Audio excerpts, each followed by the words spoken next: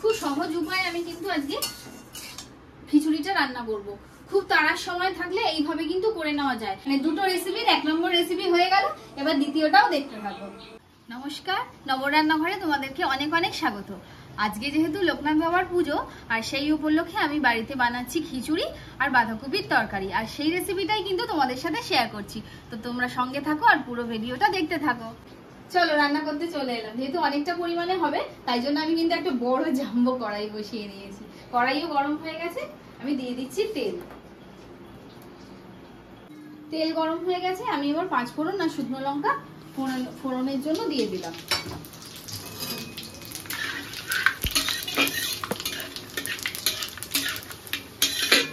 ফোড়নগুলো হয়ে গেছে, এবার কেটে রাখা আলুটা দিয়ে দিচ্ছি।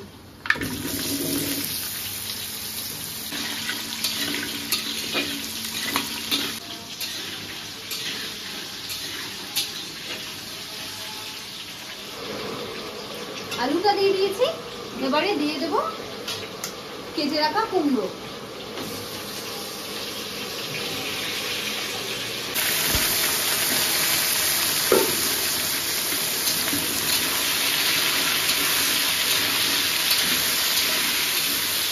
এই 5 ফোড়ন শুকনো লঙ্কার সাথে আলু কুমড়োর কম্বিনেশনটা কিন্তু খুব ভালো লাগে, আর ফলে যে স্মেলটা হয় ওটা কিন্তু একদম দুর্দান্ত। জাস্ট নেড়ে চেড়ে নিয়ে আমি এবারে দিয়ে দেবো কেটে রাখা কাঁঠাল বীজ। দেখো কাঁঠাল বীজ ছিল, সেগুলোকেও দিয়ে দেবো। এরকম তরকারিতে, পাঁচ তরকারিতে বা লাবড়ার তরকারি, ঘন্ট তরকারিতে কাঁঠাল বীজটা দিলে খুব ভালো লাগে। তো দিয়ে দিচ্ছি কাঁঠাল বীজ আর বরবটি।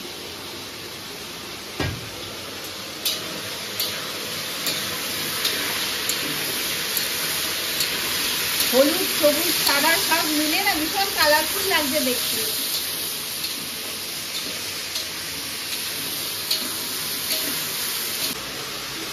এবারে এই যে বাঁধাকপিটা কেটে রেখেছি ওটাকেও দিয়ে দিলাম।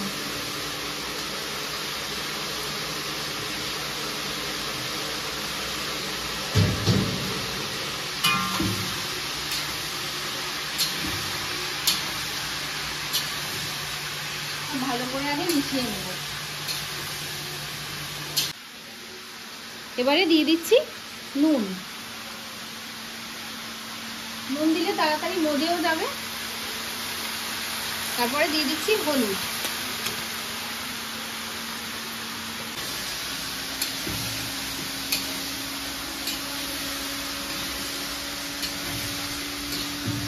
ভালোভাবে মিশিয়ে এটাকে এখন একটুখানি সবজিটা সেদ্ধ হওয়া পর্যন্ত অপেক্ষা করবো, আর এটাকে আমি ঢেকেও দেবো। বাঁধাকপিটা ঢেকে দিয়েছিলাম, দেখো 1 কড়াই হয়েছিল, প্রায় অনেকটা মজে গেছে। তো এখনো মজবে, আরো সেদ্ধ হবে, আমি ঢেকে দেবো আবার।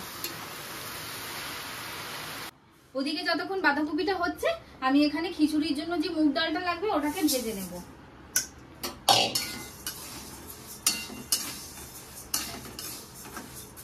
মুগ ডালটা ভাজা হতে হতে কিন্তু আমি এই যে গোবিন্দভোগ চালটা রেখেছি, এটাকেও একদম মা ভালো পরিষ্কার চালই, মা তাও ভালো করে আবার বেছে দিয়েছে। এবার এটাকে আমি ধুয়ে নেব, এটাকে ধুয়ে জলে ভিজিয়ে রাখবো, আর এদিকে মুগ ডালটাকে ভেজে নেব কড়া করে।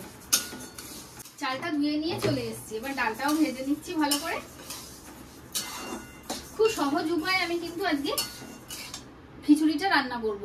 খুব তাড়ার সময় থাকলে এইভাবে কিন্তু করে নেওয়া যায়। যেহেতু আমারও কাজের চাপ রয়েছে, আমারও তাড়াতাড়ি করতে হবে, সেই জন্য আমি এইভাবে করছি। তোমরা দেখতে থাকো, তাহলে বুঝতে পারবে কি উপায়ে আমি তাড়াতাড়ি খিচুড়িটা করি। এটা ভাজা হতে হতে দেখিয়ে দিই তোমাদের আরেকটা জিনিস। এই যে দেখো ছোলার ডাল, ছোলার ডালও কিন্তু আমি গরম জলে ভিজিয়ে রেখেছি। আমি ছোলার ডালও দেবো, খুব ভালো লাগে। ছোলার ডালগুলো গলে যাবে না একদম, কিন্তু গোট গোট থাকবে, দেখো খুব ভালো লাগবে।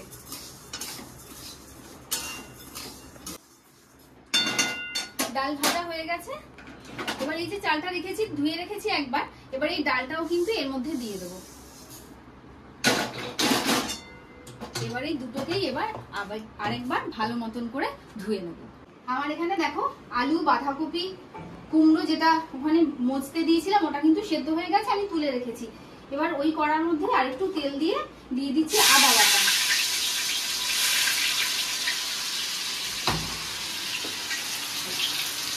তার সাথে দিয়ে দিচ্ছি টমেটো। টমেটো 4 টুকরো করে রেখেছি।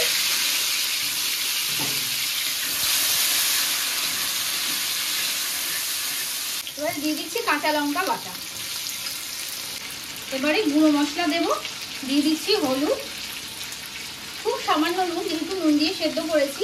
কাঁচা লঙ্কা বাটা দিয়েছি তাই অল্প করে দিচ্ছি শুকনো লঙ্কার গুঁড়ো, আর দিচ্ছি জিরে গুঁড়ো। এর সাথে দিয়ে দিচ্ছি পরিমাণ মতো চিনি। মশলাটাকে আগে ভালো মতন ভেজে নেব, আদার গন্ধটা চলে যাওয়া পর্যন্ত, আর টমেটোগুলোও নরম হবে। অল্প অল্প করে জল দিয়ে দিই, মশলাটাকে আগে ভালো মতন কষিয়ে নেব।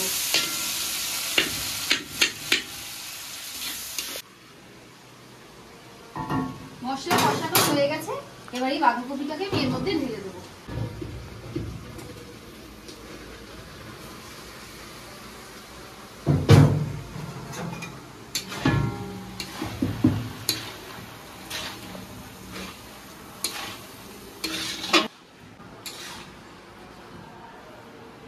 মশলার সাথে সব বাঁধাকপি কিন্তু ভালো মতন করে মিশিয়ে দিয়েছি। কড়াইটাকে ঢেকে দিলাম মিনিট 10 জন্য। গ্যাসের আঁচটাকেও এবার একটু কমিয়ে দিয়েছি। এই যে চাল, ডাল আর ছোলার ডালটাও একসাথে মিশিয়ে নিয়েছি। আর এই যে নিয়ে চলে এসেছি আমার 12 লিটারের বড় প্রেসার কুকার। এর মধ্যেই কিন্তু আমি সব চালগুলো আগে দিয়ে দেবো, ভিজিয়ে রাখা চাল আর ডাল।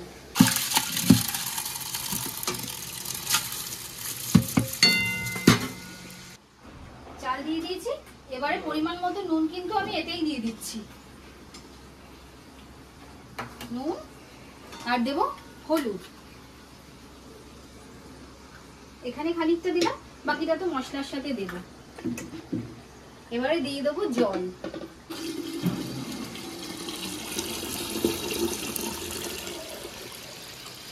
চলো, এত বড় প্রেসার তো ওই বড় ওভেনে বসাবো।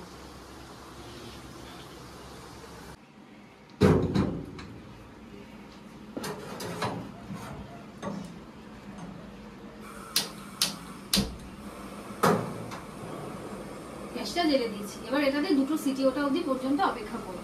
বাঁধাকপির তরকারি কিন্তু হয়ে গেছে। এবারে দিয়ে দিচ্ছি ওপর থেকে গরম মশলার গুঁড়ো, দিয়ে দিচ্ছি ঘি। ঘি আর গরম মশলা বাঁধাকপির সাথে ভালো করে মিশিয়ে নিলাম। বাঁধাকপির তরকারি কিন্তু আমার হয়ে গেল, মানে 2টো রেসিপির 1 নম্বর রেসিপি হয়ে গেল। এবার দ্বিতীয়টাও দেখতে থাকো। এবার খিচুড়িটা রান্না করব। তো তেল দিয়ে দিচ্ছি, তেলও গরম হয়ে গেছে। দিয়ে দিচ্ছি তেজপাতা, শুকনো লঙ্কা আর গোটা জিরে। ফোড়নটা হয়ে গেছে। এবারে এই যে কেটে ভাপিয়ে রাখা ফুলকপিটা দিয়ে দিচ্ছি।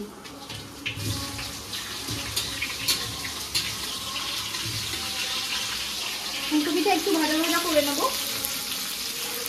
ভাতটা উঠিয়ে নিচ্ছি। এখানে ফুলকপিটা ভাজা হয়ে গেছে। এবার এর মধ্যে দিয়ে দেবো কেটে রাখা টমেটো।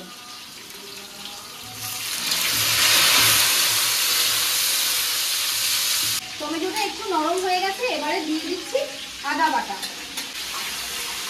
আর দিচ্ছি কাঁচা লঙ্কা বাটা। মিশিয়ে নিয়েছি। এবারে দেব অল্প নুন, যেহেতু নুন হলুদ দিয়ে সেদ্ধই করেছি। অল্প নুন মশলার জন্য, হলুদ গুঁড়ো, লঙ্কা গুঁড়ো, জিরে গুঁড়ো,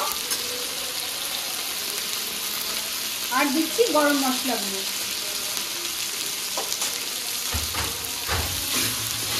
দিয়ে ভালো মতো আগে এটাকে কষাবো মশলাটাকে। ফুলকপি ভাজা হয়ে গেছে, আর মশলার সাথে সাথে কষাতে কষাতে ফুলকপি সেদ্ধও হয়ে যাবে। এত হাই ফ্লেমে ফুলকপি ভাজা মানে ফুলকপি ধরো সেদ্ধই হয়ে গেছে অর্ধেক।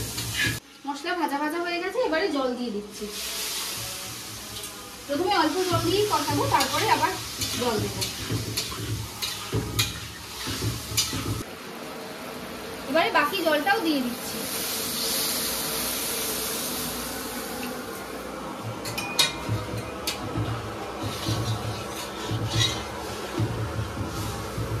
এই দেখো চাল ডাল সেদ্ধ হয়ে গেছে। আর আমি আলু দেবো বলে রেখেছিলাম, এই আলুটাও কিন্তু আমি এর মধ্যে দিয়ে দিয়েছিলাম। এবার এটা তো বড় প্রেসার, আমি আগে ওভেনের মধ্যে মানে বড় কড়াইতে আগেই চাল ডালগুলো আস্তে আস্তে ঢেলে নিই। খিচুড়ি ঢেলে নিয়েছি, এবারে দেখো ওপর থেকে দিয়ে দিচ্ছি কাঁচা লঙ্কা আর দিয়ে দিচ্ছি অল্প একটুখানি চিনি।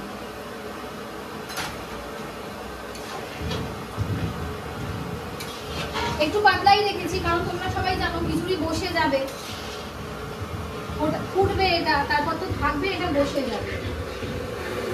খিচুড়ি ফুটে গেছে, অনেকটা বসেও গেছে।